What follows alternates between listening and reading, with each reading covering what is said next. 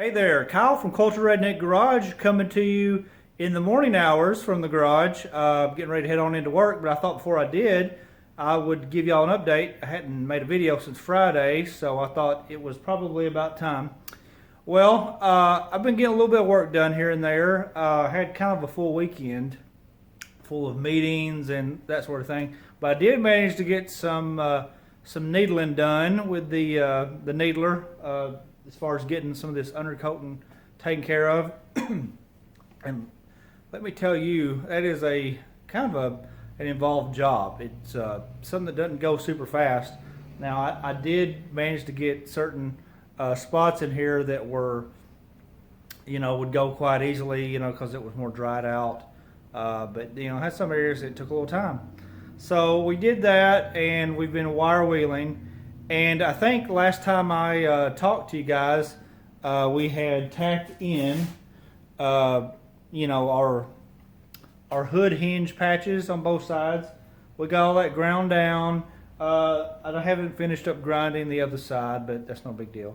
And as far as we're concerned with the other side, I haven't exactly finished all of the needle scaling on that either. But I've been doing a big section a day, so it's about done. No big deal. So what I did last night was I did some wire wheeling, and I was actually, after needle scaling all this, I was actually quite, I was pleasantly surprised on something. I was actually disappointed on a few things too, but I'll show you here in a second. Some of these areas, I was always had these horror stories come to mind where somebody would, go ahead and remove their undercoating, and it was nothing but nasty old rust and stuff. But for the most part, the factory undercoating has been doing its job quite well. Here's a great example of that. Check out this whole area. This was one that I figured would be the worst, but it actually worked out quite nice. That's all clean painted metal or galvanized, whatever they did with that. I'm not really sure. A lot of this, like I said, is just stuff that I've had to wire brush, and it looks a lot worse than what it is. But that's just what happens when you brush that sort of stuff. All that is fine. A converter will work quite nicely. Now I want to show you something. Here's what I'm a little disappointed about. See all that crap on the floor down there? There's a lot of it all over. Now, a good bit of that is undercoating, but a lot of that is dirt from the frame rails. I'm talking inside the frame rails, which is not good.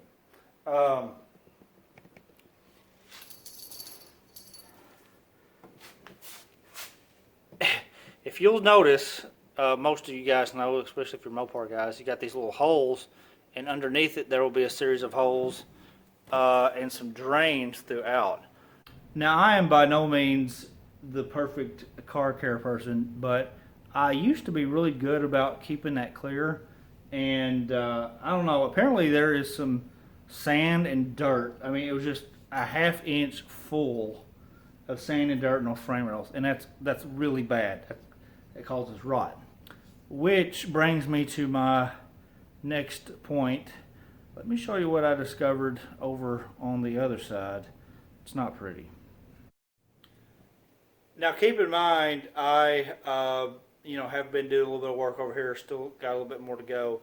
But I knew that there was a little bit of crack in the frame rail, but I got to digging and chipping away at it, and it's a little bit worse than I thought. So let's take a look at that. Okay, so I've been wire wheeling on this.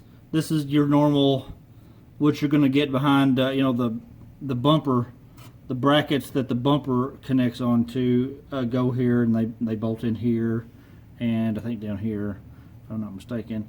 But anyways, that's normal behind there. You'll get that. But you've got this sandwiched metal once again. And do you remember what I said about rust loves to eat away at areas where you have sandwiched metal? Well, you got at least 3 layers of metal, and check this out. Okay, that's not horrible. I can live with that. But check this out.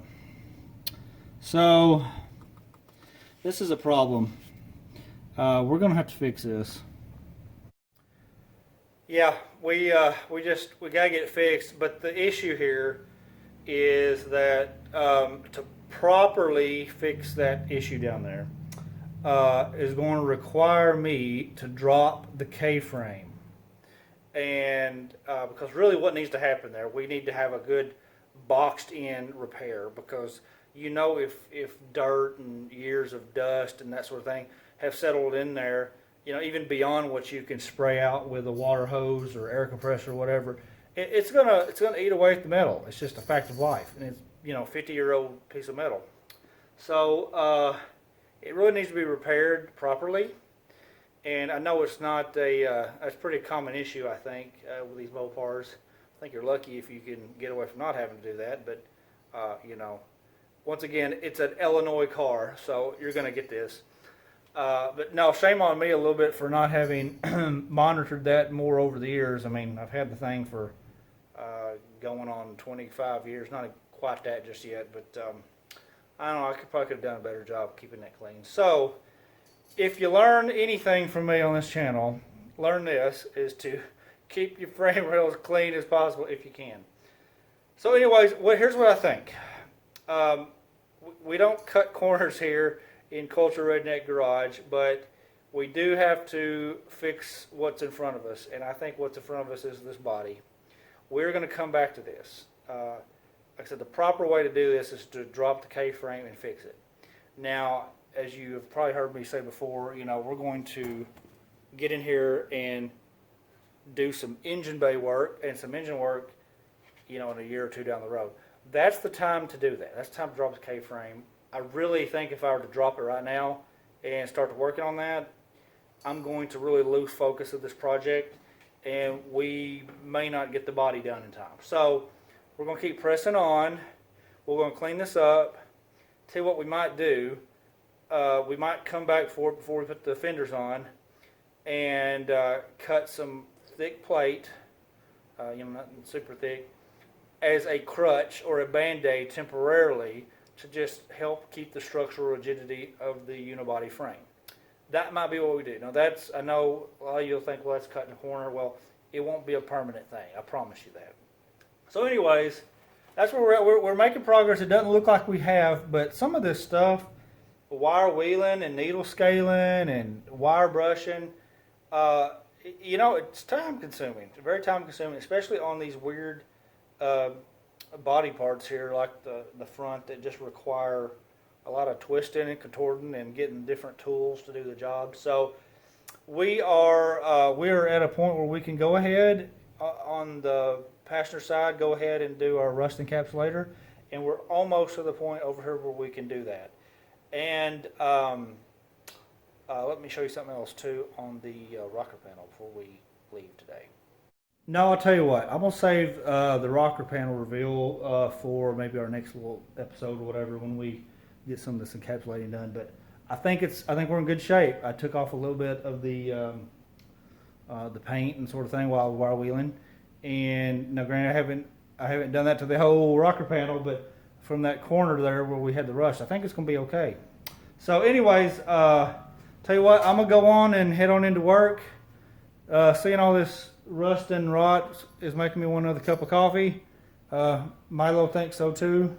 So we're going to get that. We're going to go to work. We're going to be productive. Make some wages so that the government can take it out of my paycheck. Anyways, until next video, we will see you. Bye-bye.